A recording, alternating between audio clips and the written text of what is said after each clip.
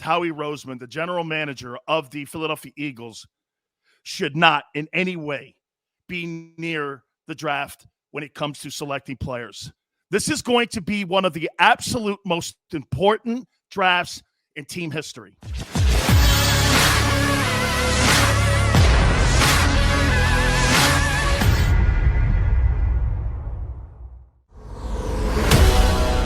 To start the show out by giving homage to a better green earth. And what I would really like to do is all the flower child and all the flower children like Nick Sirianni.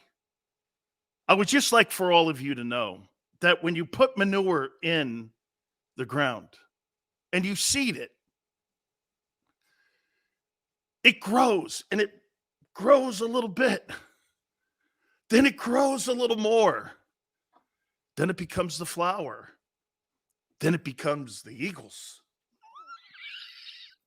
Oh, my God almighty, man. You talk about being a flower child in Philadelphia as the head football coach.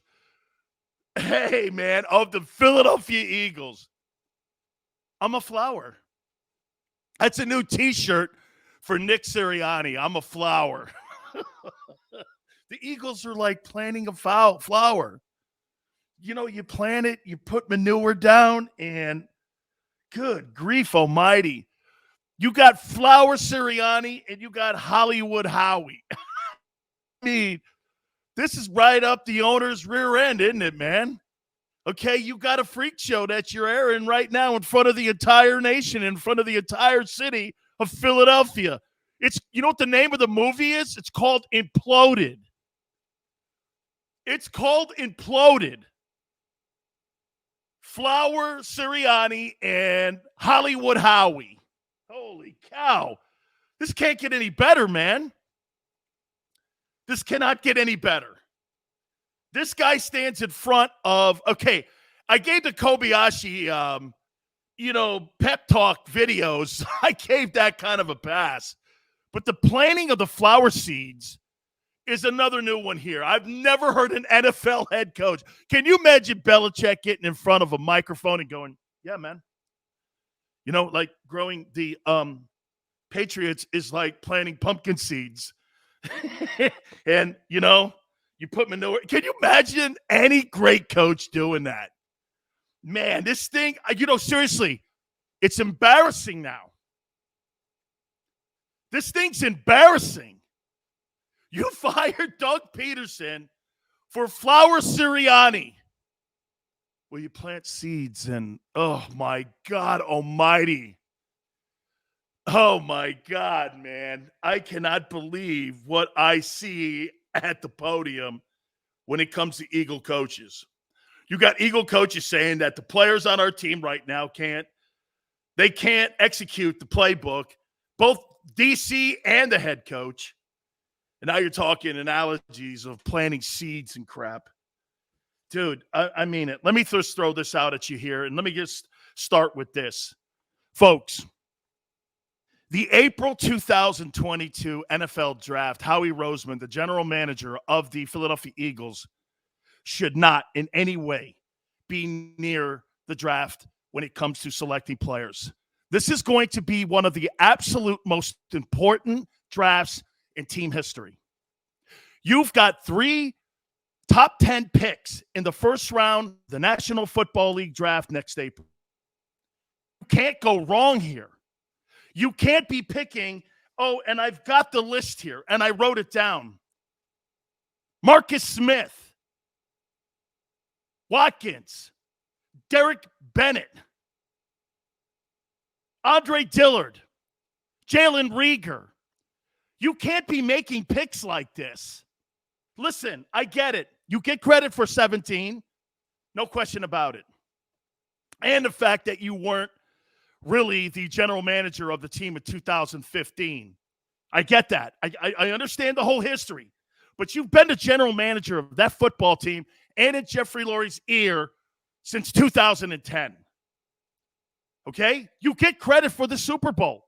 No question about it. You get credit for the Super Bowl.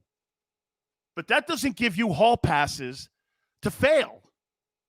You think if Apple has one good year, that CEO keeps his job in the process if he has 5 bad years after that?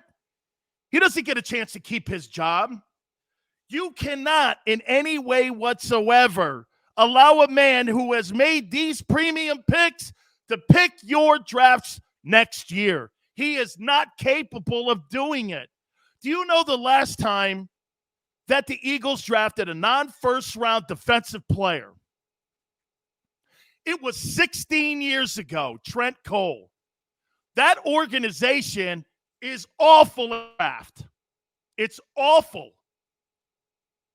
It's awful. Fletcher Cox on defense, Wentz are the only players that guy has drafted that were Pro Bowlers. Guys, you cannot let Howie Roseman in any way be near that draft board next year. Can't happen. Because if it happens, the same result will happen. You cannot do this. By the way, want to thank everybody for coming aboard. As you know, Big Sills brings all the content, but so do you guys. Okay? Starter, Minshew, Smile, Carlos, we thank you guys for coming aboard. Anytime you guys want to add, we'll slip it in there, and we'll go back and forth and have our debate here. But I don't see how anybody in their right mind would think that Howie Roseman should be making selections. How does the owner – now, you remember something here, owner of the football team, too. The owner of the football team is going to go down this way and go, well, he's not going to tell you this, and he's not going to make this public. He watches his money. He watches his money. Okay? That's what Howie Roseman does. But, dude, look at these selections. Marcus Smith, Danny Watkins, Derek Bennett, Andre Dillard, Jalen Reagor. Look at these guys. This makes no sense, man. Derek Barnett, excuse me. Derek Barnett, you cannot make these. You cannot have. Watch this. Derek Bennett, Derek Barnett, does it matter? The guy sucked. Does it matter? It could be Johnny Nobody. Dude, this is terrible. It's terrible. Barnett, Bennett, Reagor, Watkins, Wilkins. It doesn't matter. They all stunk. Jesus criminy, man. You talk about just a disaster at evaluating. Hey, and get this. So he evaluated Doug Peterson to be fired? How's that looking? He evaluated Carson Wentz. Carson Wentz is playing pro football, all pro football right now. Justin, thank you coming aboard. Romy, Lewis Riddick. You want to go down the Mike Mayock route? Take a guy off TV? I don't know. Do you want to take that gamble? Or do you want to put a guy in the front office that knows talent and understands talent? Like a John Dorsey, someone like that. An Alonzo Highsmith. Somebody like that goes out and actually sits across from the kid and talks to the kid. Not a guy who sits in an ESPN studio. I don't know. Hey, and I'm not ripping you. I'm just saying I don't know if I want to go down that route. Justin says they should choose the best defensive player available. How about this, Justin? That kid, what's his name? Thibodeau, that kid up at Oregon, he is the real deal. He is the real deal. The Red, reading the Eagles draft history is depressing. It is. Yeah, Whiteside. Holy shit. You know what? You want to hear something? Is that the kid from Stanford? Is that the wide receiver kid from Stanford? I met him at the Pac-12 press conference. and someone introduced me to him. I went, man, this guy, I don't know. Sidney Jones. Oregon kid is a beast. Smile. Alonzo Highsmith. He's worked in the front office of the Packers for 13 years, and he was in the Browns front office working with John Dorsey for 2 years also. Now he's with the Seahawks. Alonzo Highsmith has been involved in personnel with the National Football League pretty much the last 20 years. Trev, what's up? Dude, man. Doug Peterson's not the issue, my friends. Your general manager can't go anywhere near that football team. Okay? Can't go anywhere near that football team on draft day. Okay? Trevor says, Nick Sirianni's 100% giving me Mark Trestman vibes. Okay? How about this, man? That flower comment today was weird. He's just weird, dude. You know, I'm going to call him Flower now. Flower Sirianni. Man, hey, man, I don't even know where to go with that thing. Holy cow. Unbelievable. Howie Roseman, how does he have this job? How are you not ripping this guy a new one like you did Elton Brand? How is this guy in the building? His job, see, you know what, dude? I'm going to tell you how his job has been safe in the building. I think I just figured it out. Howie Roseman. Because Howie has multiple jobs, and that's the key to this thing. If you evaluate Howie Roseman just on draft, he'd be fired 2 years ago. Am I right? All right? Right? He'd be fired 2 years ago. But where he saves his job is this. He balances the money, and he makes sure he handles the roster and the hirings because they don't get too fine. You know what?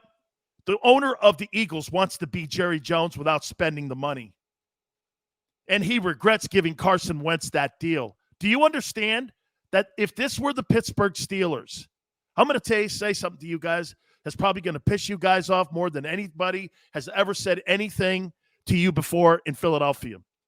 Are you ready? It's a damn shame you're not the Steelers. Carson Wentz and Doug Peterson would still be the coach. Steelers don't do that. The Eagles do. You know why? Because they overspend for money. Can you name me a guy that the Steelers have overpaid? Name me one guy. In the last 60 years, name me one guy that Pittsburgh regretted giving a contract to. Can you? I'll wait. No, I can't wait because you'll be here forever. They don't do that. They develop from within. Coaches, where do you think Mike Tomlin came from? Where do you think Bill Cowher came from? They develop coaches and players in Pittsburgh. Philadelphia panics. Wow. You get an organization that panics. Players not playing well. He makes a lot of money. They jettison him. It's not a way to handle a team. You've got to have poise and patience. John, appreciate you coming aboard. Thank you, my friend. Poise and patience. The Eagles have none of that. They looked at Wentz, and before you knew it, by the end of the year, they had blamed every single ill of the Eagles on Doug Peterson and on Carson Wentz. And now that it's still the same picture that the owner of the Eagles is putting out for Eagle fans to see, people are now understanding and under the realization, well, I guess what? It wasn't those two dudes. It's the owner buying into the BS of the GM. Guys, there's no way, and you're not going to get this in Philadelphia with the newspapers, with the radio stations, because they all want accessibility, and it's all about what? It's all about making sure you don't piss teams off nowadays. Personally, in my opinion, radio stations are megaphones and they're cheerleaders because they need accessibility so that they can sell in their respective cities. That's why you're never going to get the truth. You're never going to hear the reality. By the way, this is not personal on Howie Roseman. I don't know the guy from a can of paint. But he is an awful, awful evaluator of talent. Look at these names. Yeah, and you haven't drafted a defensive football player that made the Pro Bowl outside of the first round in 16 years? Jesus criminy, man. You talk about horrible drafting. You keep telling me about, you find guys like Jordan Mailata. Get this, he fell in to Howie Roseman's lap. Carl says gold standard, baby. That's right. The Steelers are the gold standard. Wentz would still be your starting quarterback if the Pittsburgh Steelers and the Rooney family own the Eagles. Okay? They would be. They don't surrender on people they draft, and they surely don't surrender on their coaches. Pittsburgh right now is not really playing the best football, right? You don't hear the Rooney's going like this. Well, it's time to win. By the way, if you looked at Mike Tomlin's postseason record over the last 8 years, it's not the most impressive. But you don't hear the Steelers and the Rooneys going, well, coach needs to change his thing up here. You never hear – have you ever heard the Rooneys talking about their coach? Never. Last 3 years, all I hear is crap about the coach, either from the front office, the general manager, or the players. You never hear that in winning places. Do you ever hear anybody barking at Belichick? Do you ever hear anybody barking at Pete Carroll? Pete Carroll's got a crappy year going on. The only people barking at Pete Carroll are stupid media people that don't get it.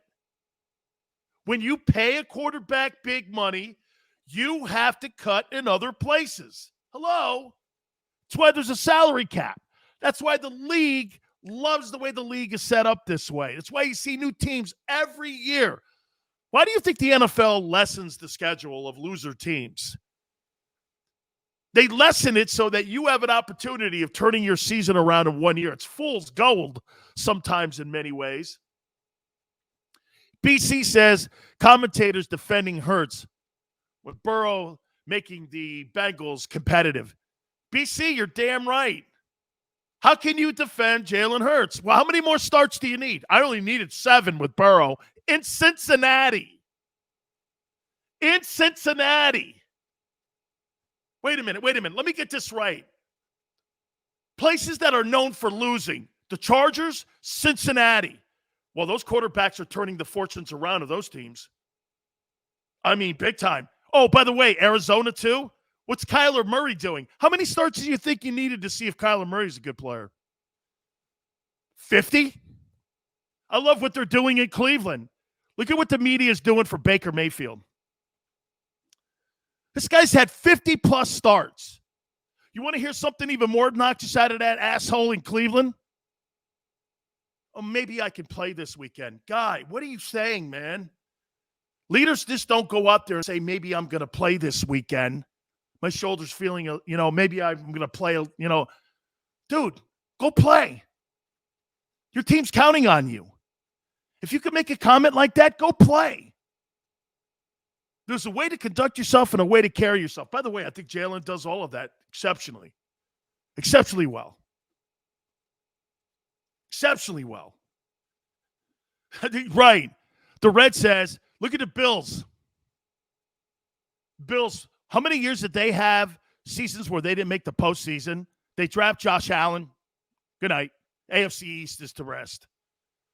That division, next 10 years, is owned by the Bills. Bills. What was it, over a decade? They didn't have a winning record? I mean, come on, man. Got to get to a point now where we look at one thing here. You see, what's happened here is the owner needs to take some of the power strings away from Howie Roseman. But he can't now. You know why?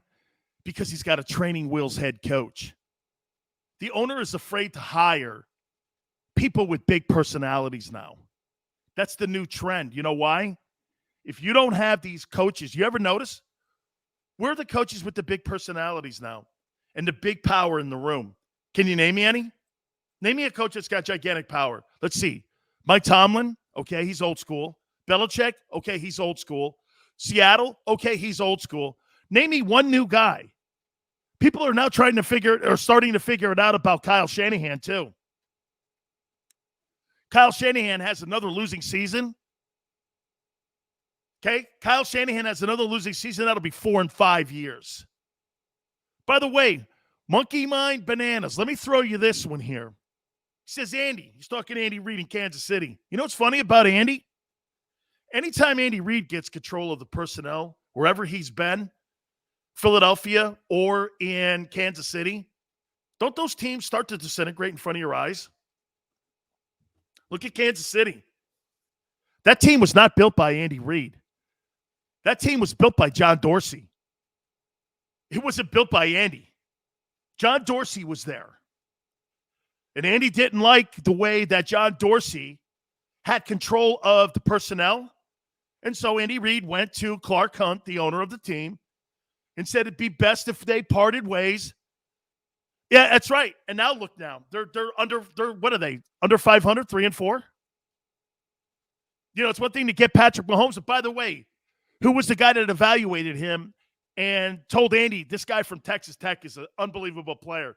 You think Andy Reid watches Texas Tech football? And who would have thought Texas Tech would have produced maybe one of the generational talents when they didn't have a winning record when Cliff Kingsbury was there as head coach? Think about that for a minute. It wasn't Andy Reid sitting around watching Red Raider football. It was John Dorsey and his folks. The Red says Andy won the Super Bowl because that KC team was established. That's right. It was established by John Dorsey, man. John making moves. Cleveland right now is benefiting from that also. And by the way, somebody told me that John Dorsey was a consultant to the Eagles. I guarantee he told them, hey, here's the guys you should look at. And they went in a different direction. John Dorsey doesn't have failures in his drafts. Look, everybody has failures, so that's kind of a broad stroke comment that I just made. But you know where I'm going. Overall, you're going to build your roster into a championship roster with him as your GM versus Howie Roseman. But see how he can lean on 17. He can always lean back and go like this. Hey, man. And look at the GMs, quite frankly, that the owner of the Eagles has had. His buddy, Joe Banner, and now this thing. Robert says, Eagle practices. Report Nick Sirianni hopes early season. Dude, that's stupid comment, man. Daffodils, Sirianni. He likes daffodils or like, I don't know. What else would he think he likes? Tulips? If you plant these tulips, it'll grow into being, well, the Eagles. It's kind of my coaching career, you know. It's like a tulip. Hey, big sills and tulips. I don't know where I'm going with this, man. It sounds weird too anyway, right?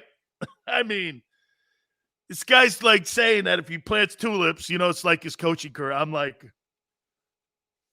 holy cow, man. If you plant these sunflower seeds over here, you know, it's kind of like my coaching career. Are you saying in front of everybody that you're learning on the job and you're growing into the job? Is that what you're trying to do? Why don't you just say it? Say it with like, you know, like you're holding your cannolis or something here, man.